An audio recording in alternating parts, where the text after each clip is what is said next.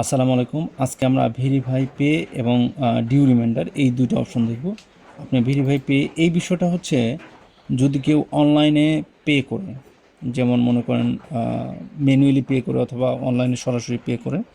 যদি manually pay করে তাহলে তাদের ওই যে লেনদেনের যে ট্যাক্স টোকেনটা আছে অথবা মোবাইল নাম্বার দিয়ে তারা স্টুডেন্ট ড্যাশবোর্ড থেকে সেন্ড করবে। এখানে আপনি সেটা দেখে অ্যাপ্রুভ করতে পারবেন। এই হচ্ছে বিষয়। আমি স্টুডেন্ট ড্যাশবোর্ড যখন দেখাবো তখন সেই বিষয়টি প্র্যাকটিক্যালি করে দেখাবো ইনশাল্লাহ। আচ্ছা, তারপরে এখানে আছে আপনার ডিউ স্টুডেন্ট কে কে ডিউ আছে সবাইকে আপনি এখানে দেখতে পারবেন। যদি এখানে আপনি ব্যাচ ভিত্তিক সার্চ দিতে পারবেন। হ্যাঁ, সার্চ দেওয়ার পর এখানে আপনি সামারিটা টোটাল দেখতে পারবেন।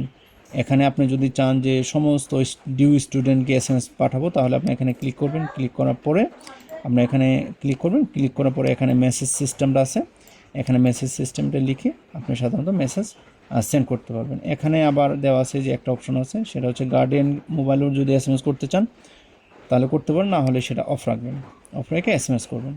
হ্যাঁ, এখানে টোটাল 5 জন স্টুডেন্ট আছে, এগুলো আমি এডিট করবেন। এই যে এগুলো ভেরিয়েবল এখানে দেয় আছে, এগুলো দেখে দেখে আপনি এসএমএসটা এডিট করে সেন্ড বাটনে ক্লিক করলে প্রত্যেকজনের কাছে রিমাইন্ডার চলে যাবে। আবার যদি একজনকে দিতে চান তাহলে একজনেরই যে এখানে লেখা আছে সাধারণত এখানে ক্লিক করবেন। ক্লিক করলে এই বিষয়টি দেখতে পারবেন, মডেলটা দেখতে পারবেন। এখানে কনফার্ম করলেই সাধারণত মেসেজটা চলে যাবে। এটি হচ্ছে সাধারণত রিমাইন্ডার সিস্টেম।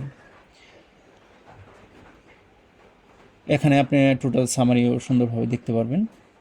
এখানে সামারি আছে, এখানে ব্যাচ অল দিতে পারবেন, দিয়ে সেটা এসএমএস করতে পারবেন। ধন্যবাদ।